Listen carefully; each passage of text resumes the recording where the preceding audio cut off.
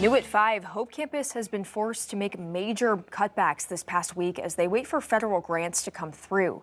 5 News reporter Kayla Davis stopped by today to hear from staff about the changes and what's next.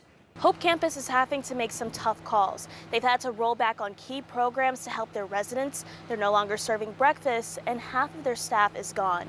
This all comes after federal funding was paused earlier this year. Last week, Hope Campus in Fort Smith was forced to lay off half of their staff, including case managers. Lead case manager Nikki Hodges says her heart hurts for her coworkers after she's worked the shelter for nearly 2 years. It's really hard to know that my coworker could potentially end up here at Hope Campus because they no longer have employment. Hodges says providing resources for residents who come through Hope Campus's doors is incredibly important. A lot of our guests, when they first get here, they're in total crisis mode. Their whole world has fallen apart. So in some cases, the first thing we address is their mental health.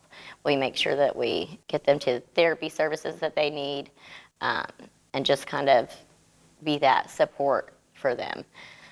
Once we get them stable, we help them obtain all the vital documents that they need. We point them in the right directions for employment assistance. But with the pause in funding, Hope Campus can't do as much as they once could. Richard has been coming to Hope Campus since February. He says he got a full-time job with the help of their career-building classes. It's a huge impact because the classes are cut now. So the people who are especially vulnerable, they don't have that positive, they don't have the positivity of those classes. So how will they move forward? Vice President Noah Hansen says they need more help from the community. We know that $100,000 is what operations cost us from a month-to-month basis.